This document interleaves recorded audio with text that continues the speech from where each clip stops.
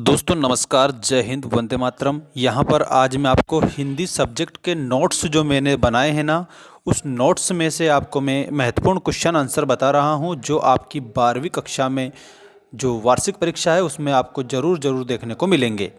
यहाँ पर आपको एक बात मैं बता देता हूँ, क्लास 12th वाले स्टूडेंट को यदि हिंदी सब्जेक्ट के सभी नोट्स आपको चाहिए तो आपको एक काम करना है। ऐप की लिंक मैंने डिस्क्रिप्शन में डाल रखी है, आप सभी बच्चे ऐप डाउनलोड कर लेना। वहाँ पर क्लास 12th का हिंदी का जो कोर्स है उसमें आपको नोट्स भी मिल जाएंगे। और यदि ओनली आपको नोट्स चाहिए तो उसकी लिंक भी मैंने डिस्क्रिप्शन में दे दी है, सिर्फ नोट्स भी डायरेक्ट मिल जाएंगे।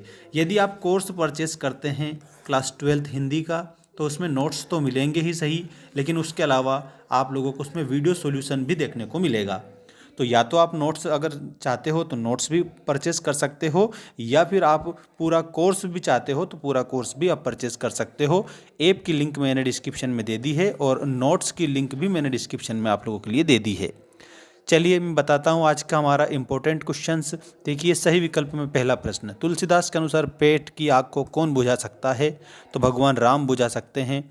संस्कृत साहित्य के अनुसार कवि कालिदास ने शिरीष के फूल को कैसा माना है? तो कोमल माना है। मोहनजोदड़ो के अजायब घर में तैनात व्यक्ति का नाम क्या है? तो उसका नाम अली नवाज था। टीवी पर प्रसारित खबरों में सबसे महत्वपूर्ण क्या है? तो विजुअल भी महत्वपूर्ण है, नेट भी महत्वपूर्ण है और बाइट भी महत्वपूर्ण है। तो उपरोक्त सभी इसका आंसर होगा। देखिएगा, अगला जो आपका इसमें क्वेश्चन है वो ये रहा, शांत रस का स्थायी भाव क्या है? तो शांत रस का स्थायी भाव निर्वेद हो जाएगा। शब्द शक्ति के कितने भेद माने हैं? 3 भेद माने हैं, अभिधा, लक्षणा और व्यंजना। इसके बाद जो रिक्त स्थान है वो रिक्त स्थान भी आप देख लीजिएगा, ठीक है। और नोट्स की क्वालिटी इससे भी बेहतर होगी, ये आपको मैं बता दूं। आप भले ही डायरेक्ट भी पढ़ सकते हैं पीडीएफ के माध्यम से, या फिर उनका फोटोकॉपी भी निकलवा सकते हैं। उषा का अर्थ है, उषा का अर्थ होता है भोर, ठीक है। लुट्टन पहलवान ढोलक को अपना गुरु मानता था। मोहनजोदड़ो से सिंधु नदी 5 किलोमीटर की दूरी पर बहती है। रेडियो नाटक में पात्रों की जो संख्या है बहुत कम होती है। रचना के आधार पर वाक्य के 3 भेद होते हैं और संचारी भावों की संख्या 33 मानी जाती है। अब जोड़ी आप देखेंगे, सही जोड़ी बनाइए वाली जोड़ी आपके लिए आ चुकी है, जिसमें कि सबसे पहले दिया है हालावादी कवि। दोस्तों, हरिवंश राय बच्चन हालावादी कवि हैं। इंद्र सेना, इंद्र की सेना है। ड्रेसिंग गाउन ये उपहार के रूप में है। संपादकीय पृष्ठ को अखबार की आवाज़ बोला जाता है। रसराज, श्रृंगार रस को रसों का राजा कहा है। संदेह शंख का भाव संदेहवाचक वाक्य होता है और चित्रकार के आगे आपको चितेरा बताना रहता है। तो ये इस प्रकार से आप जोड़ी कंप्लीट करेंगे, ठीक है। मैंने आपके लिए आंसर बता दिए हैं पूरे। इसके अलावा देखिएगा दोस्तों, नेक्स्ट जो आप लोगों का क्वेश्चन है, एक शब्द एक वाक्य में उत्तर दीजिएगा। पहला प्रश्न, बच्चे किसकी प्रत्याशा में होंगे? तो अपनी माता के आने की, ठीक है, अपने माता पिता के आने की प्रत्याशा में होंगे, ठीक है।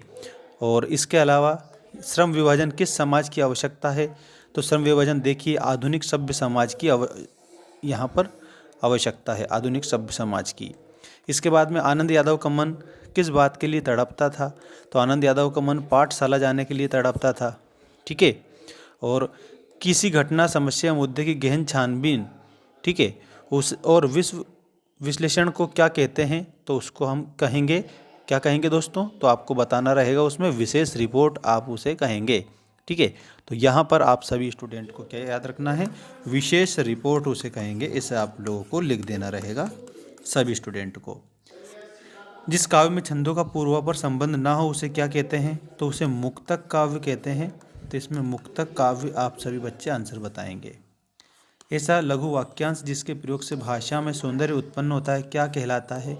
तो वो मुहावरा कहलाता है। इसमें आपको मुहावरा बताना है। निरर्थक शब्द युग्म का कोई एक उदाहरण? तो निरर्थक जिसका कोई अर्थ ना हो ऐसा, तो अंट शंट ये निरर्थक शब्द युग्म का उदाहरण है। इस तरीके से आप इसे कंप्लीट करेंगे। सत्य असत्य लिखिए वाला भी देख लीजिएगा, सारे सत्य असत्य आपको मैं बता रहा हूँ यहाँ पे, ठीक है। देखो यहाँ, फिराक गोरखपुरी की रुबाइयाँ श्रृंगार रस पर आधारित है, ये असत्य है। जिनेंद्र कुमार ने अर्थशास्त्र को अनीति शास्त्र की संज्ञा दी है, ये सही है। आनंद यादव का मराठी भाषा के विख्यात साहित्यकार थे, ये बात बिल्कुल सत्य है। निरक्षरों के लिए मुद्रित माध्यम उपयोगी होते हैं, ये असत्य है। रस को काव्य की आत्मा कहा गया है, ये सत्य है। उन्मुक्त शब्द तत्सम भाषा का शब्द है, ये सही बात है, ठीक है। बाकी आप लोगों को पूरा का पूरा PDF चाहिए तो आप ऐप डाउनलोड कर लेना। वहाँ पर चैप्टर 1 से लेकर के तो ऑल चैप्टर का सॉल्यूशन जो मोस्ट इम्पोर्टेंट है सब कुछ मैंने वहाँ पर दे दिया है। ऐप की लिंक भी डिस्क्रिप्शन में है और नोट्स की लिंक भी है। तो ऐप डाउनलोड करके अगर कोर्स परचेस करोगे तो भी आपको नोट्स भी मिलेंगे, वीडियो कोर्स भी मिलेगा। और इसके अलावा अगर आपको डायरेक्ट नोट्स चाहिए तो उसकी लिंक भी मैंने डिस्क्रिप्शन में डाल दी है।